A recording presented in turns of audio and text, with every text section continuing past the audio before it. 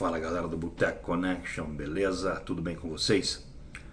Tô chegando mais uma vez aí pra gente trocar uma ideia, fazer esse vídeo aqui que tem a ver com uma conversa que eu tive com a professora Ana Giselli na live que a gente fez sobre o historiador Thompson. Eu vou deixar o link da live que nós fizemos na descrição desse vídeo para vocês acompanharem, tá?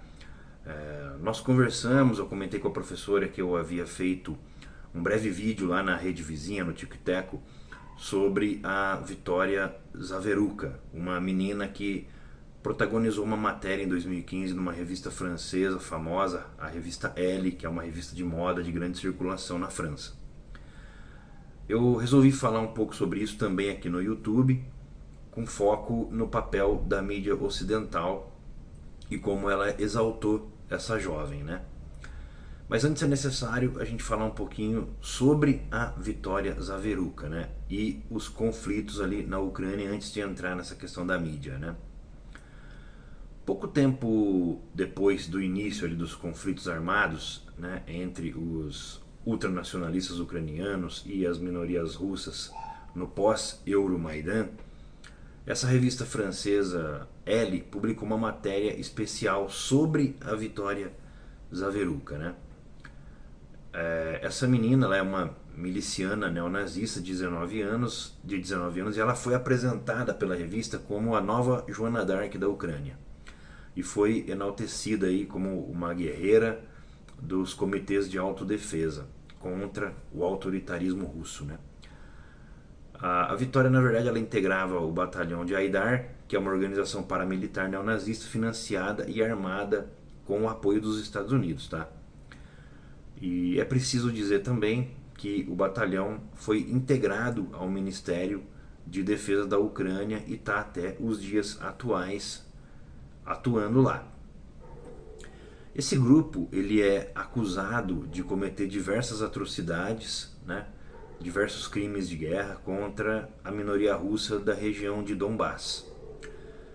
São atribuídos ao batalhão diversas chacinas, acusações de tortura, além de muitos estupros contra civis do leste da Ucrânia, que é uma região mais pró-Rússia nesse conflito, né? Um relatório da inteligência russa, publicado em 2014, vinculou, né, esse batalhão a um campo de estupro onde foram achados corpos mutilados de 286 meninas de etnia russa. E a mídia ocidental não deu a mínima atenção para esse relatório da Rússia, tá? Pelo contrário, as graves acusações sobre o batalhão de Aidar não impediram que a mídia ocidental glorificasse essa menina, a Vitória Zaveruca, como um exemplo de altruísmo, de coragem e de empoderamento feminino numa espécie de reportagem mais identitária. A imprensa apontava ela como uma guerreira ucraniana que lutava pela libertação nacional, o que é uma mentira, né? A Joana d'Arc da Ucrânia virou um dos símbolos mais difundidos do conflito entre os ultranacionalistas nazistas e as minorias russas de Donbass, tá? Emprestou seus ares de inocência, de jovialidade aos batalhões neonazistas ucranianos, criando, portanto, uma empatia pela causa pró-Euromaidan, né? Mas o que choca a gente nesse tipo de manipulação é que não importa que tipo de sujeira você joga debaixo do tapete, desde que o objetivo de demonizar a Rússia seja alcançado, né? Todavia, bastaria que um analista sério visitasse o perfil da Vitória Zaveruca nas redes sociais para verificar que a imprensa ocidental sempre omitiu os fatos que são de extrema relevância para compreender quem que era a Joana d'Arc da Ucrânia, ou seja, a Vitória Zaveruca. Ela é uma neonazista assassina assumida e orgulhosa, né? Ela, como uma pessoa orgulhosa que era, exibia com orgulho as suas suásticas, a sua insígnia da SS, exibia o sol negro e fazia a saudação romana, né? Todos símbolos nazistas. A Vitória também compartilhava textos que incitavam o assassinato de judeus, de russos e de outras minorias étnicas. Num post que ela fez em 2014 nas redes sociais, ela chegou a escrever que era a favor do nazismo, do terror e do genocídio das minorias russas. A miliciana, ela só caiu em desgraça depois que ela foi presa por ter participado de um assalto, né, de um roubo a um posto de gasolina em Kiev, ocasião em que 2 policiais foram mortos, né? Foi somente então que alguns veículos da mídia resolveram abordar os seus vínculos com o neonazismo, retirando um pouco aí o véu que escondia a verdade, né? Mas o que precisa ficar claro é que a mídia hegemônica, patrocinada pelo capital e que é pró-OTAN nesse conflito, pró-Estados Unidos, tem o hábito de dissimular os vínculos entre as forças paramilitares da Ucrânia e a ideologia neonazista. A mídia, ela tem romantizado, né, esses grupos nacionalistas de extrema direita e exaltado como heróis, como combatentes da liberdade.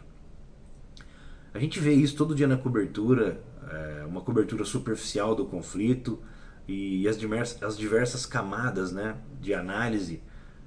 Quem acaba fazendo sempre é a mídia mais independente e a mídia que quer ter um papel neutro nessa cobertura, indicando, portanto, a versão russa do conflito, a versão ucraniana do conflito, para que as pessoas criem a sua própria opinião. Isso que foi feito lá, esse processo de exaltação da Vitória Zaveruka é um processo muito preocupante. Isso já foi feito pela mídia hegemônica pró-capital nos momentos em que, ou na época em que a União Soviética ocupava o Afeganistão, né? Teve aquela guerra contra o Afeganistão. Líderes como o Osama Bin Laden foram muito enaltecidos pela mídia hegemônica ocidental naquela época. Vou deixar uma imagem para vocês darem uma olhada. Portanto, esse é o modus operandi da mídia ocidental, né? E, portanto, nós temos que ter uma visão sempre muito crítica acerca daquilo que nós recebemos como informação e que vem desses grupos que são patrocinados, que são financiados pelos grandes capitalistas, né? Todos eles liberais, todos eles neoliberais, que querem manter a sua hegemonia, querem manter, portanto, a hegemonia do neoliberalismo no mundo, né? E, portanto, impedir com que outros tipos de forças surjam. No caso, a Rússia, ela é uma força que, apesar de não ser uma força de esquerda, pelo contrário, o Putin é um cara de direita, é um cara que tem muitos problemas, né? Todavia, é uma força auxiliar da China, é uma força que está ali aliada fortemente à China, que tem valores de socialismo mais fortes e intrínsecos em sua sociedade, o que causa, portanto, um temor muito grande, né, o medo do comunismo, né, nessas pessoas que comandam a mídia hegemônica ocidental. O poderio da China hoje, econômico, é avassalador, né? A China, ela tem um poder muito grande que ameaça, inclusive, a hegemonia norte-americana. E como a Rússia é um parceiro muito forte da China, a Rússia tem sido a questão da vez aí por conta dos conflitos ali pós-Euromaidan, né? A questão da anexação da Crimeia, que na verdade sempre foi um território russo, né? E a questão da Ucrânia também como um problema histórico que vem desde os primórdios ali dos povos, das etnias, da reunião de etnias ali naquele território, né? Então são muitas questões para a gente pensar, para a gente abordar a respeito disso.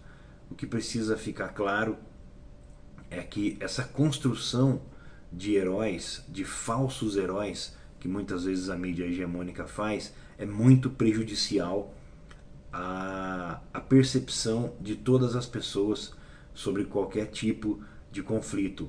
isso faz com que as pessoas não enxerguem, ou pelo menos não consigam nem ter a chance de vislumbrar a verdade sobre o que está acontecendo. Porque as pessoas elas são bombardeadas todos os dias com mentira, com manipulação e principalmente com omissão de fatos que possam gerar, por exemplo, uma opinião pró-Rússia nesse conflito. Então eu acho que é mais ou menos isso que eu queria falar para vocês nesse vídeo, um vídeo rápido aqui para a gente conversar. Espero que vocês tenham gostado.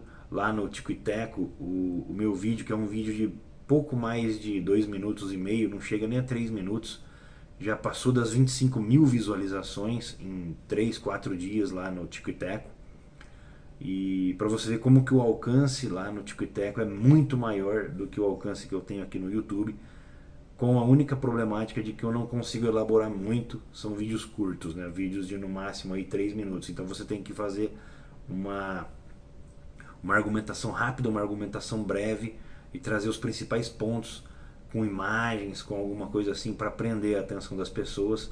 E tem dado certo, eu tenho conseguido fazer uma militância importante ali no Tico e Teco, e acho que todos vocês que estão assistindo e que têm vontade de criar conteúdo, aquela é uma plataforma interessante para trabalhar, já que o YouTube limita muito as nossas ações aqui por conta do algoritmo não nos favorecer, tá?